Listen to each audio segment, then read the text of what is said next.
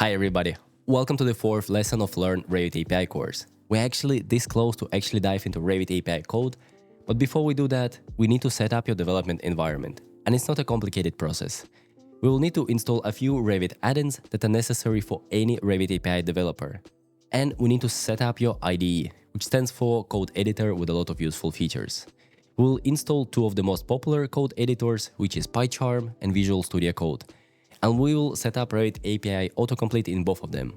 And I actually recommend you to have both of them set up, so in case one of them would give you any errors or stop working, you can quickly jump to another and continue your work with the code, instead of losing focus and spending time on solving a bug.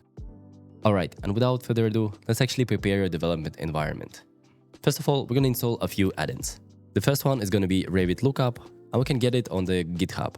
Just type Revit Lookup GitHub, and then look for repository from Jeremy Tamick.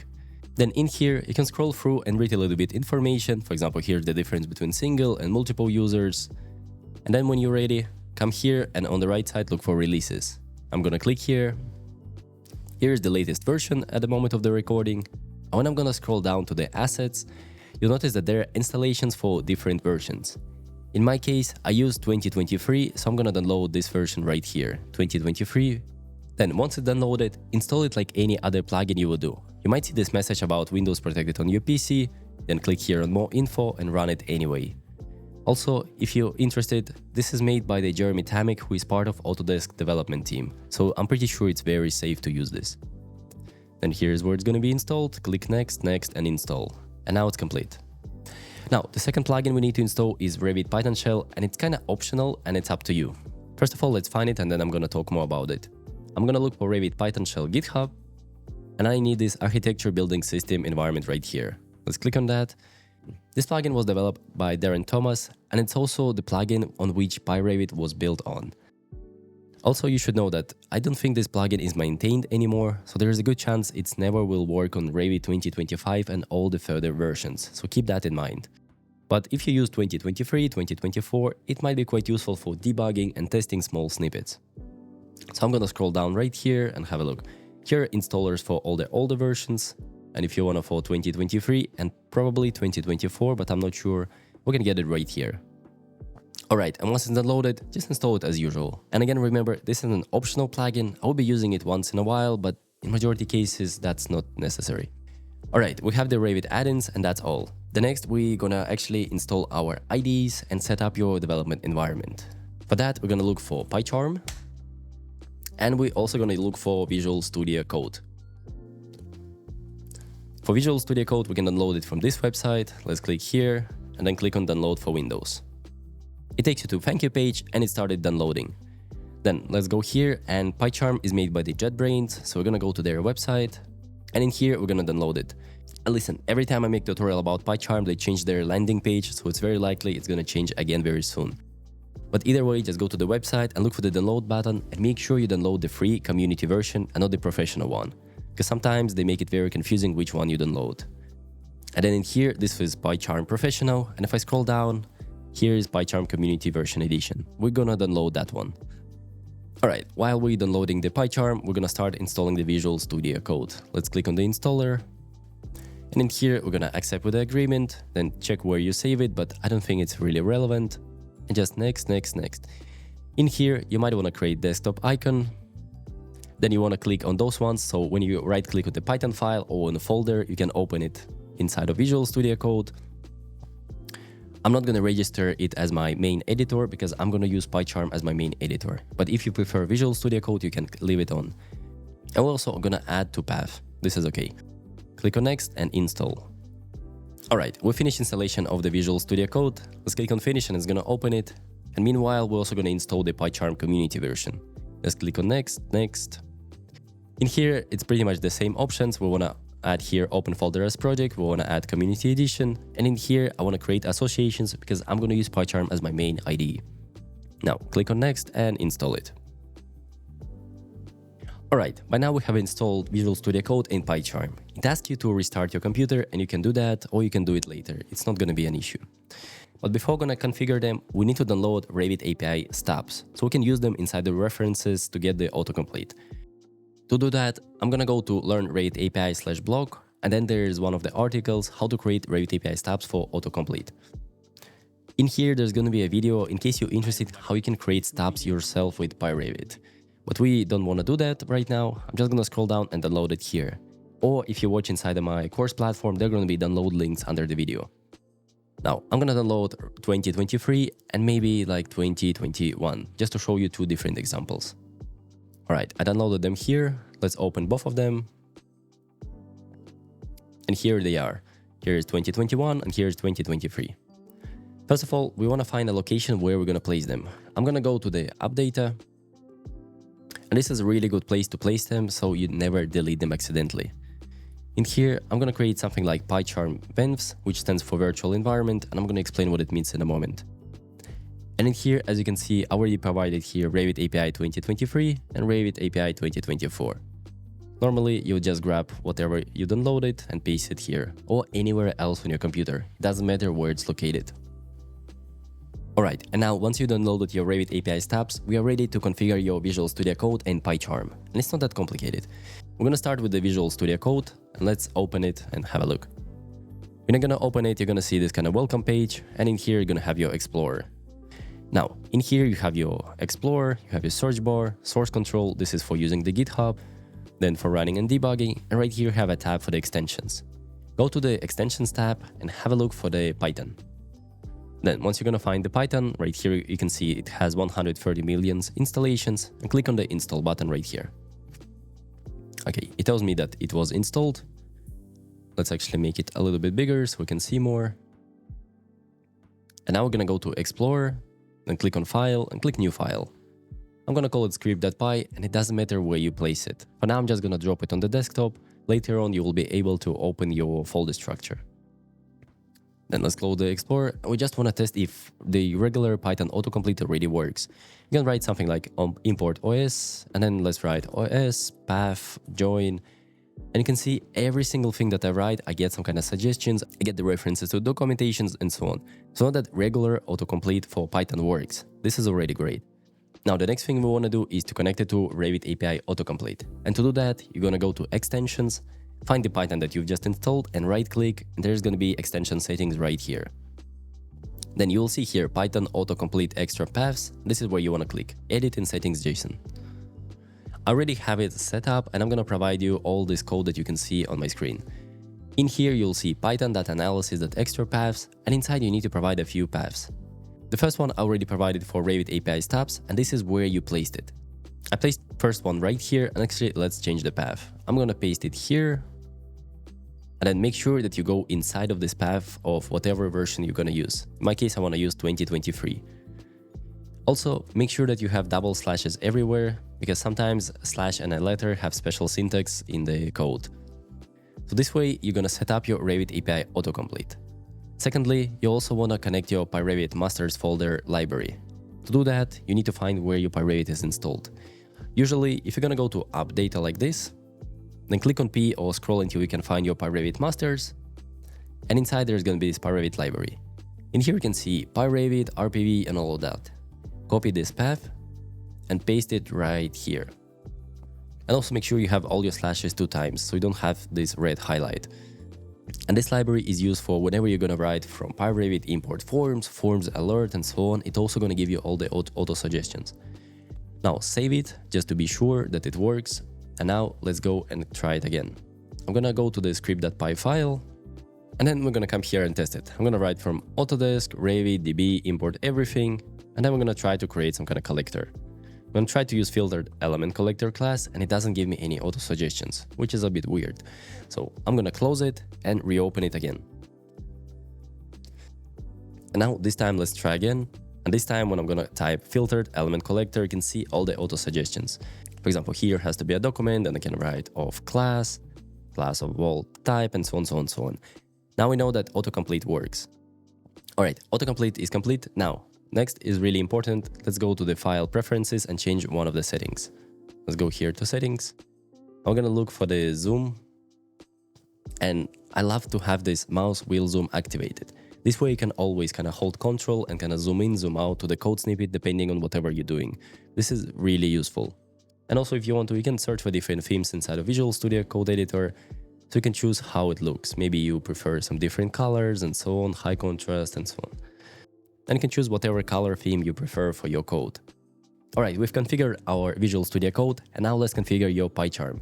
And to do that, you also need to install the Python version. And the best way to find what kind of Python version do you need is to actually open Revit, go to pyRevit, and right here you can click on the About page. Once you do that, you will see that here is the version of pyRevit that you use, and it's going to tell you it's running on the RN-Python 2.7.11, and it uses 3.8.5 for the CPython. Also, it's not that important which Python version you're gonna install for your PyCharm, because in the end of the day, we're gonna write code in Visual Studio Code in PyCharm, but we never will execute it inside of these code editors, because it will always tell you that there are not enough references, there are issues, because it cannot be connected to the Revit. We use these code editors to make it easier for us to write with all the autocomplete, with all the features for selection, refactoring, and so on. And then we kind of take this code, put it in pyRevit extension, and then we're gonna go to Revit and click on the button to actually run it. So keep this in mind. You never run Revit API code from Visual Studio Code or pyCharm or any other IDE. You use it for writing the code, and then you're gonna run it with the pyRevit engine or with Dynamo engine or with the RevitPythonShell engine. Alright, so let's go and install Python version 2.7.11. And it's also not necessary to install the RN-Python version, because PyCharm and many other IDEs, they don't always have the support for old versions of RN-Python. So therefore, we can look for the regular version of Python 2.7.11. Right here is the official Python website. Just scroll down and load here one of the installers. First, look the operating system, look for the Windows, and I want to get my MCI installer, this one 32 and 64 bits. This one is fine.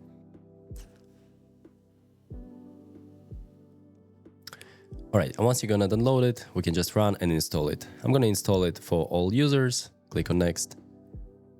Then in here is location where it's gonna be installed. In my case, it says CPython 27. You can click on next. In my case, I already have it installed, so I'm not gonna override it. I'm just gonna write here 2711 and click on next. But you just leave whatever is there if you don't have it yet. Now, in here, you probably don't wanna touch anything, just click on next and you're gonna install it as usual. Now, I'm gonna cancel it because, as I said, I already have it installed. And once you installed it, let's just go and open the PyCharm so we can also configure this. Here's how it looks. It also asks me if I want to import settings from the Visual Studio Code, and I don't want to do that. I want to have the default version of the PyCharm because I want to have PyCharm shortcuts. And if you're going to follow my tutorials with PyCharm, you probably also want to keep it this way. And this is the welcome screen of PyCharm. You can customize how it looks already here, some plugins and so on, but we're gonna just create the project and then configure from there. You can either create a new project or you can open existing project, and we can select the extension that we already created in the previous lessons. I'm just gonna open the path where my extension is located, and it's right here, Learn Revit API extension. Then let's enter here and make sure that you select that extension and not the outside folder.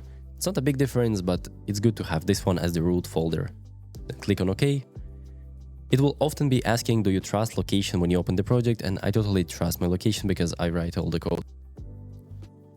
And now here how it looks. On the left you have your Explorer. It's also going to give you some kind of help file and what's new in PyCharm 2024. Actually, I haven't looked at it myself yet, so I don't know what's new in 2024. I used to use 2022 or 23, I don't remember. Alright, in this new version of PyCharm, a few things have definitely changed and it looks a bit different to what I'm used to. But normally, here's the button to open your project, and right here on the bottom you'll notice Python 3.8, and this is the interpreter of the Python. In my case, it already has something. We can click here, go to interpreter settings. Now, we want to either click here and show all or add the new interpreter. I'm going to show all, and I'm going to add it here, add new interpreter. And then in here, I'm going to use virtual environment. Virtual environments allow us to pre-configure Python environments for different purposes. We could install all necessary packages globally, but that would clutter our development space and might lead to bugs across different Python projects because of dependencies. This virtual environment allows you to create separate configurations for different packages and different package versions as you want, so they do not interact with each other. Imagine that you have a container that you would use for Revit API 2023 development. You would put all necessary packages, references, and Revit API stubs for 2023. So this container is dedicated for working with Revit API 2023. Then you could create similar containers for Revit API 2024, 2022, and so on. Or maybe you would decide that you want to create a website and you would need another virtual environment with another set of packages and references. And then whenever you create a new project, you can just grab the right container with the right packages pre-installed, and you can easily switch between them during development. And this is what we're gonna do in pyCharm. We're gonna create 2 virtual environments. So I'm gonna click here on the new, and it often suggests you to put the venv folder inside of your project, but in case of our pyRevit extension, I would not recommend that. Instead of that, let's open a folder and move it somewhere else. I wanna make sure that it's actually inside of my app data, but in there, I'm gonna create a new folder, and I'm gonna call it something like pyRevit virtual environment. Then I'm gonna go inside of there, and I'm gonna create a new folder, and this is gonna be for Revit 23. Click on OK, and it has to be an empty folder, so click on OK. Then you need to select your Python version. In my case, I already have Python 2.7 installed in C here, but you can select from one of the available versions. If you don't see your version here, you can click on 3 dots and find the location yourself. As I said, mine is located in the drive C. Then there is Python 2.7, and you need to click on the python.exe. And the moment you click, it's gonna open the right thing. Now, we don't need this tick box, so click on OK and move further. It's installing it. Now it's installing it, and right here we have our new virtual environment. I'm gonna delete that one because I don't want to use it. I just need the 2023. Let's also create the second one for Revit 2021. In here, I'm gonna just write Revit 21. Click on OK. I use the same interpreter. Click on OK. Now we have 2 different environments, and now in here we can click on Show Interpreter Paths. And these are all the different paths that Python interpreter is gonna look for your packages or stubs or anything else. I'm gonna click here on the path, and we need to provide the path to our Revit API stubs. Alright, if I remember correctly, I think I put it here in pyCharm vents, and right here is the folder for Revit 21 and Revit 23. So I'm gonna copy the path, come here and paste it on the top. And then inside I'm gonna look. For the Revit 2023, I wanna take this folder, and then we're gonna add our pyRevit masters folder, which I can also see right here. We're gonna go to pyRevit library, and we need this path. Okay, these are the 2 paths. Click on OK.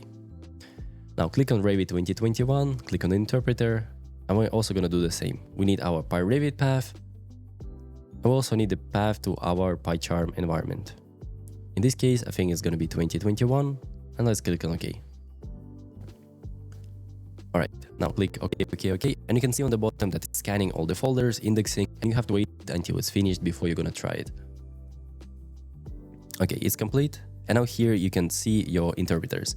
I can see my Revit 21, and I can see Revit 23, and it's very quick to jump between them.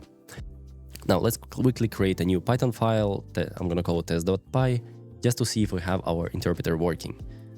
And first of all, let's test the regular Python autocomplete. I'm gonna import OS and then write OS, path, join, and you can see it offers me all the auto suggestions and so on.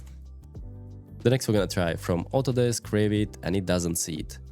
Because I think we'll also need to restart our pyCharm, so let's do that.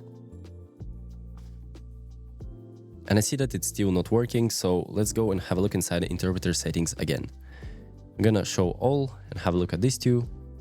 Then let's go and check the paths, and for some reason you can see when you first add it, sometimes it kinda deletes it right away. I don't know why, but we're gonna try to add it again. I'm gonna take Revit 21, and we're gonna take our pyRevit masters, which is gonna be this one.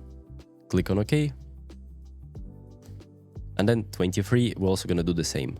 Let's add pyRevit, and then we're also gonna add Revit 2023. I don't know why it happens, but it's often when I install pyCharm, create my interpreter, and add paths right away, it doesn't remember the paths on the first try. And now if I'm gonna try from Autodesk, Revit, DB, import everything, collector equals filtered element collector, and everything works pretty good. So this is good. And now we can also test different Revit API versions. Right now I'm in my Revit API 2023, and we can write something like category dot, and then there is a built-in category. This parameter is available in 2023 version, so it gives me auto suggestions. But if I'm gonna go to 2021 and remove it, and then try to category, and then try to get built-in category, it doesn't make me these suggestions, because this parameter doesn't exist in Revit 21.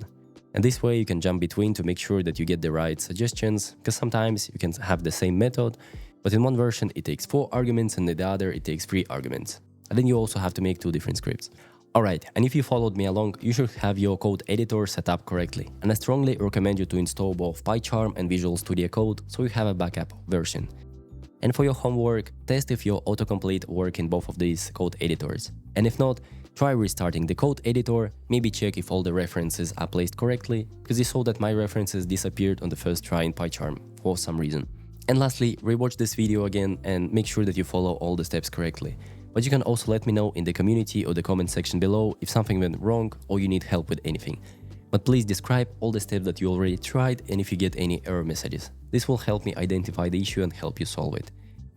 And once everything works correctly, you're ready to start the next lesson, where we'll talk about pyRevit script anatomy and we will create templates that you will use for all your scripts in the future, so you never have to start from a blank page again. I will see you there and I want to wish you happy coding. Goodbye.